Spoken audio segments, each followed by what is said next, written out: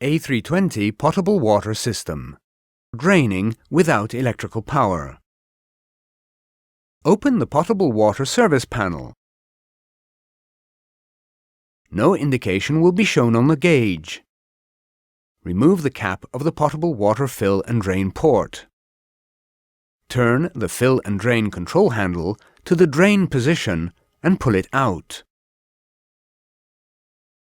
Open the tank drain panel to operate the tank overflow valve handle and the tank drain valve control handle to the open position.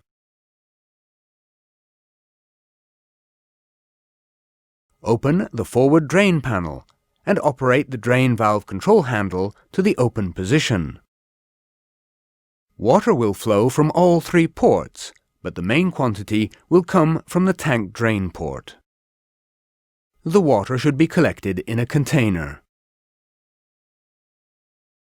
The quantity indicator will not show the decreasing water level. When the tank is completely empty, push the fill drain control handle in and turn it to the normal position. Note, the handle does not return to the normal position automatically. Clean and dry the fill and drain port. Put the cap on the potable water fill drain port. Clean and dry the panel areas. Close all three panels and clean them.